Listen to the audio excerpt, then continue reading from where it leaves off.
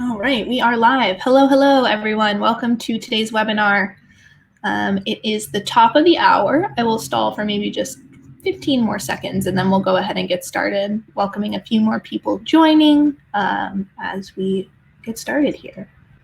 If you'd like, go ahead and introduce yourself in the chat, say hello, and let us know where you're joining from. I think we have some friendly faces here, people who have attended with us before, so I'm sure it'll be nice to hear from everyone again. All right, well, welcome once again to today's webinar. If you haven't joined with us before or are a returning member, my name is still Heather Grant. I am one of the community admins for the maintenance community by Upkeep. Thank you so much for being here. If you are not already a member of the maintenance community on Slack, we would love to have you join. So we will drop the link on how to sign up in that chat box shortly. Today I have with me Ricky Smith. Ricky is our maintenance expert in residence at the maintenance community Slack, meaning he puts on a webinar just like this once a week for all of our members. This is actually his second this week, so lucky us. The recording from today's session, as well as the slides you see here today, will be available in the maintenance community Slack later on today or on Monday. Ricky is also available live in the maintenance community on Slack. So if you have anyone in your networks who would benefit from hearing more of his presentation from this presentation or from any of his other expertise, feel free to send them the link to this webinar or the invitation to Slack too. Last piece of housekeeping before we get started, you'll notice Ricky and I are the only ones with cameras and microphones turned on today. So in order to ask or answer any questions with Ricky, please use that chat feature where you're introducing yourself right now. On the right-hand side of your screen, chat your questions. We'll have some time at the end of our presentation to answer those questions as they come up. Thank you once again for joining us today. And Ricky, I'll hand it over to you. Thank you very much. Well, today we're going to talk about how to train new maintenance technicians to make them successful within 30 days. Hey, this is going to be a push, but it can happen. I've dealt with so many maintenance technicians over the years, helping train them and so on. Worked with Georgia Pacific throughout North America on theirs many years ago, and I tell you what, it's doable. It's doable. So let's talk about warning. Okay, so hiring a new employee is like bringing home a new puppy, which is so cute and seems sweet until it shows a few bad habits inside and outside the home. You know, ensure you hire the right person. It is easy to hire the wrong person, and it's easy to hire the wrong person, but it's very difficult to get rid of them. And then conduct a thorough background check, police and also with your former employer, because you need to talk to where they came from. If they're not willing to do that, then probably there could be a possible potential problem. Be careful if you hire one of your company's family members, you know, and that's a good friend. You know, nothing wrong with it. Just be careful. You know, you can do whatever you want to do, but be careful. By the way, my dad got me hired on at Exxon, so you know, but it worked out good for me anyway. I don't know how it went for him, but it went good for me.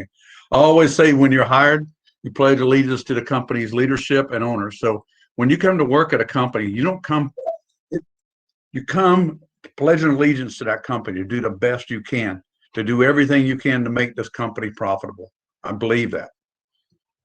Yeah. Oh, yeah, here it is. I went to work at Exxon right out of the Army because my dad worked at the plant.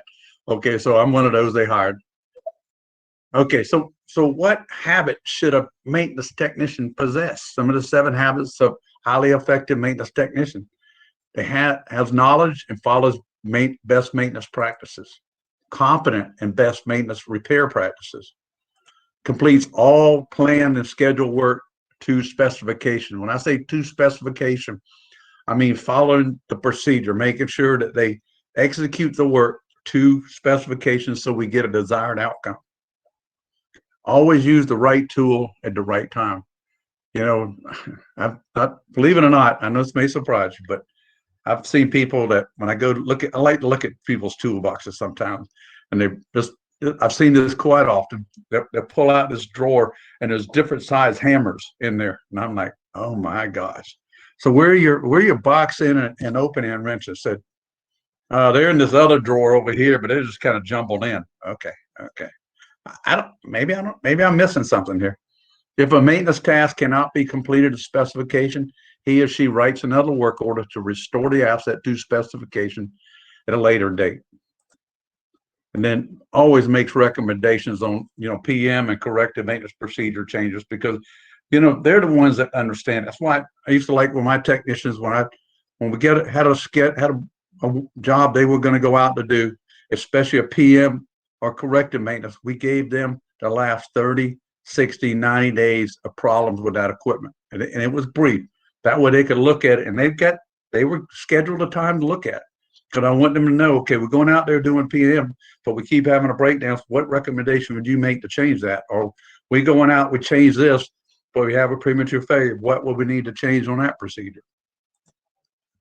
He or she's an informal leader who always does what's right. I mean, this is the proactive, highly effective maintenance technician. They always do what's right. They try their best. I mean, we're humans, we're full of error, but we try to do the best we can. So being an effective maintenance technician requires and demonstrates this by arriving at work on time 100%. And we got to set some standard, 100%, and discipline and execution of all work to specification. Discipline and maintenance planning and scheduling to ensure optimal wrench time. That's hands-on tool time. Through the use, discipline through the use of repeatable procedures are used to mitigate human-induced failure. Believe it or not, 80 to 90% of failures are induced by us, and if you don't think that's true, if you ever walked out to your car, opened the car door, sat in and say, oh my gosh, I left the keys inside the house. Yes, we're full of error. And then by executing preventive maintenance as a controlled experiment. I always believe preventive maintenance, we put equipment in a controlled state, we do certain things to it to give us the desired outcome. That is a controlled experiment or experience, okay? New employees' expectations by management. I want to make sure they have the right knowledge, skill set, competency, and the right attitude. So how do I do that? One is if your management will not allow you to give them a written test and a hands-on test, then what you need to do is you need to verbally ask them questions, okay, to make sure they have that. And this whole thing about competency, but it's also like the right attitude. I want them to have a right attitude. A bad attitude doesn't work very well. It doesn't work well with me because I don't want to give someone one, and I don't want them to give it to me. If you got a bad attitude, you probably need to go back to work where you're working at now. New employees, maintenance supervisor establishes, his or her expectation. I think when you have a new employee, I think it's very clear. And maybe even before you hire them, the maintenance supervisor should establish his or her expectations of that technician. A new employee shows up 100% to work on time. A new employee has the right attitude, which blends in with the organization's current culture. You don't have to be a psychologist or psychiatrist. You just have to know, do you think they're going to blend in or not? That's why you need to have, when you're looking to hire someone, you want to make sure that you got more than just, one person in the room asking the questions. I'd like somebody from production in the room asking the question. A new employee is trained in their roles and responsibilities as a maintenance tech by their supervisor. I want to make sure in roles and responsibilities, they know what their job is. And if you look at this one down below, you got, and this is what I call a RACI chart. So the task, work identification, this is work from PM, PDM, and work request. We got plan work, schedule work, execute work, work order, closeout, and failure reporting. Now you're saying, okay, so what's the technician do involved in this? Those are the R's, okay? If you look on the technician says R, then they're the doer. If it says C, they're also consulted. So like plan work, if a technician's consulted, maybe the planner has a question about the job, okay? And training a new maintenance technician, understanding the new maintenance culture, because it is a new maintenance culture, no matter which organization you work for. Even if it's the same company at a different location, they still have their own maintenance culture. So, so the way to get spun up, as I say it a little quicker, spends 1 week shadowing and learning from maintenance supervisor how maintenance functions, attends meetings, with the supervisor, production, maintenance scheduling, and so on. And then, meet critical personnel. Spends another week with the maintenance planner understand how maintenance planning and scheduling works and how critical this function is. This is critical. The new technician can not only assist the new maintenance planner and scheduler, but they can also now, the new technician may have never seen planning and scheduling before. And this is a big problem in a lot of organizations. They have it, but technicians just don't get it. Okay. So what I want them to do is work for 1 week with the maintenance planner, and the maintenance planner, whatever they want them to do, write procedures or whatever, that I want them engaged. Assigned to shadow and work with senior maintenance tech, with the best, I want the best attitude. Okay. So I want you to go with Jimmy. Jimmy's scheduled for work. So I want you to work with Jimmy, and then, I want you to see what good looks like. This guy has this stuff together. I want you to make sure that you see how we work in our organization. Schedule them to attend free best practices webinars. We have them every week. Why don't we have technicians in them and create a training plan to enhance their skills, resulting in a technician seeing the value for them and the company they work? I recommend, there's a lot of other webinars online all the time. I recommend that you look at it and make sure it's specific enough what you want technicians to see and learn. Hey, by the way, on these best practices webinars and all, I don't want a sales job either. At the end, they can tell us something, but during this whole thing, I don't want you selling anything. All right. So offer current new employees to attain CMRT, Certified Maintenance and Reliability Technician. This is a challenge, because that means they probably going to have to get training in maintenance best practices and best maintenance repair practices in order to pass that certification. So just a thought. Fundamental maintenance process knowledge. New technicians need to be trained. Maintenance process maps from work ID, identification, maintenance planning, scheduling, work execution, parts checkout of the storeroom to work order closeout. If you don't have process maps, then you have a process. But hopefully, if you don't have process maps, people are following that consistently that already work there. Okay. Things not to do when training a new employee. Okay. Not to do. Sign in to work with an employee who has an attitude of bad habits. Bad way to start off a new job. You see these three guys in this picture? I used to work with them in Alcoa, Mount Holly. These guys were experts. They were experts, and they worked together. They worked together very good in a team. Now, when we got hired, I'll just tell you, I went from Exxon to an unknown company. It was Alumex at the time, and ultimately Alcoa bought them. But it was a world-class plant. Everything was done by procedures. Everything was done to specification. There was no option. Okay. So by having people understand what good looks like, it's going to help them better understand how they're going to participate. Okay. Especially new employees. Say anything, I don't want, things not to do with training new employees. Say anything negative about the company or other employees. They would create their own biases without you helping them. We're humans. Okay. We'll have our own biases. We don't have to egg them on. So yeah, you see old Jim over there, or Sue. Yeah, they don't really know what they're doing too good. So don't really listen to them much. Don't need that. Cut it off. Okay. Allow them to take longer breaks than what is prescribed in the employee handbook. Yeah, we normally take us a 15-minute break. We usually take 20 to 30 minutes. If you're the one that is training a new employee, that's a bad habit. 15 minutes is 15 minutes. Okay. Yes, I'm former retired Army too. Okay, so that's a thing you got to get used to. But when I was a technician, the maintenance supervisor, the maintenance manager, it was the same way. Okay, shows up late for anything scheduled with a new employee. You don't want whoever's training the employee to show up late. Whatever the schedule is, they're going to come. All right. To conclude, a proactive maintenance technician who is new to the company can provide new ideas and concepts, thus be instrumental in adding value to the success of a new maintenance organization. I think it's critical. It's critical for maintenance techs to do that. All right. This has been short and sweet. What are your questions?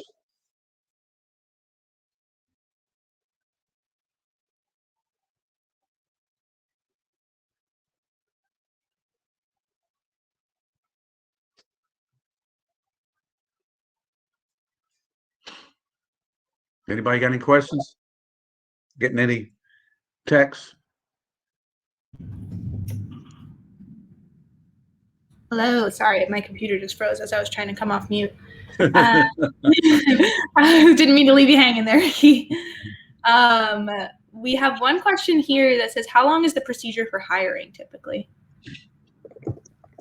Well, when I was a technician, when I was hired, it took us 4 weeks because you had to take written tests, and then if you took a written test and you didn't pass it, you didn't come the next day. So it was 4 weeks. Most places, it's typically going to run between 1 week and 2 weeks because when they got to do background checks on you and that kind of stuff. How many stages or levels of interviews would you typically go through in that 4 weeks? Say that again. How many steps or stages or like rounds of interviews would you go through in those weeks? Typically, you're gonna run through about 4 interviews. That's the way I see it. It's a lot of times when we were hiring technicians, I'd have a technician to interview them. Sometimes I'd have 2. It depends on what the job was. And I'd have, other people like production. I like them to interview, just like I talked about in this. I think it's important to have certain people interview them, not just the maintenance supervisor or the maintenance manager. I want people outside of that. Doesn't hurt to have the storeroom attendant too, ask questions, or storeroom manager. All right. How do you get along with a new tech that has a bad attitude at work, especially if you're not their supervisor?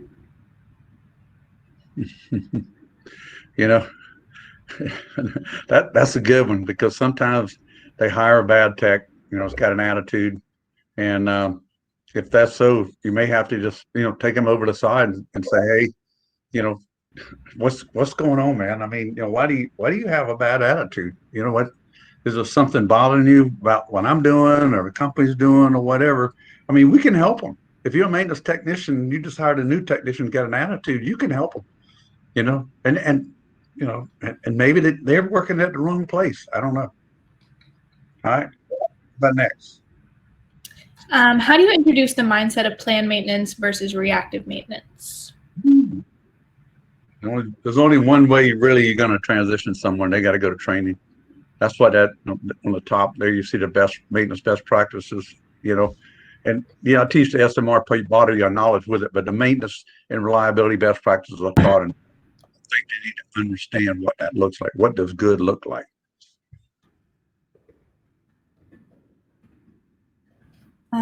Looking for other questions coming in.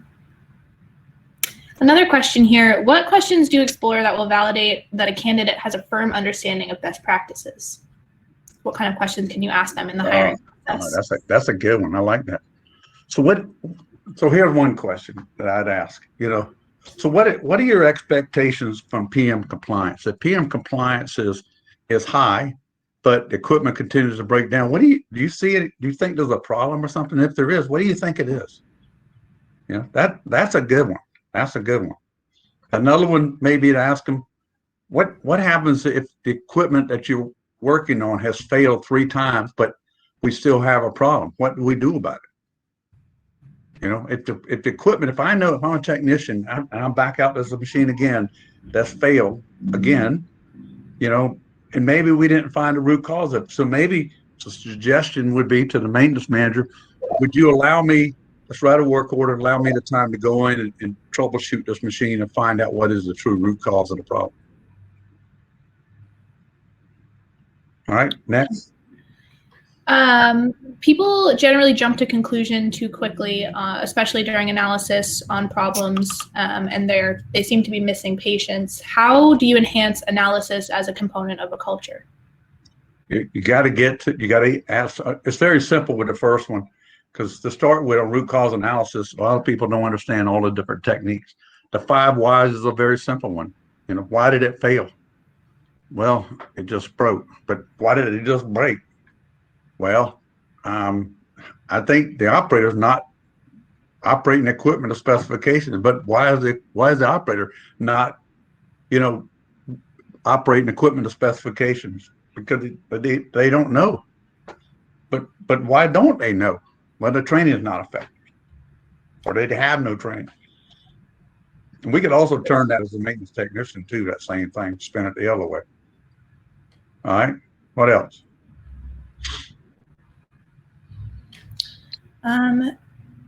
That's all the questions. Somebody else is typing though, so we'll give them just a moment and see if it's a question. You know, the biggest thing I've seen when we hire, if we hire the wrong person, you know, that's why I like interviews with certain people when we're hiring somebody new. And I want, you know, operations, maintenance techs, planner, supervisor, all of us to interview the person, because once you hire that person, you're stuck with them, good or bad. I want good. I don't want to hire the worst person. So we don't make a decision by one person interviewing. We want a collective, and even HR, because HR is going to ask questions different than we're going to ask. But we gotta do it as a team and ask the questions that make sense. If you hire somebody that's no good, that's not very effective, got a bad attitude or whatever, you're going to be stuck with them for a long time. Okay. I want to hire the right person. Another question came in. Is there a place to get reliability posters that I can hang up in my shop to encourage questions about reliability and root cause analysis? Absolutely. Go to my website, you know, worldclassmaintenance.org, you know, worldclassmaintenance.org. There's a lot of things on there that you can download, and some of them on slides that I have. Take the slide and save it as save the slide, which is a PDF, and you can say, okay, that slide right there is what I need to be posting, because that's a great point.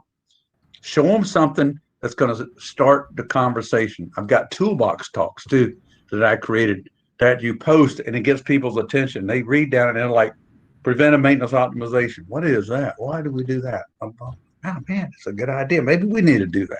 Start changing the way they think.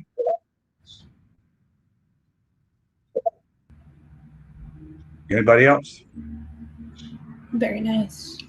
We have a attendee who said he was at an interview today, or they were at an interview today. The maintenance manager loved some of their answers. Darren, we'd be really interested to know some of those questions and answers, either in the chat here or in the maintenance community as well. Yeah, or you could send me an email, you know, right there. My email address on there. Wish you the best. If you're getting a new job, you know, make it be your last place you work. Make it be the last place. I'm going to do great there. I want to stay there because, you know, it's different going to new places all the time. I would stay at one. All right. Yeah. Thank you. That's it. I think that's all the questions we have today. I see a couple of people typing, but you can, like I say, you can always send your question on my email address below. I'll be glad to help you. And if you need those toolbox talks or whatever, I'll be glad to share some of them with you or tell you where they're at. Awesome. All right. Thank you very much. We will see you next time. Thanks, everyone.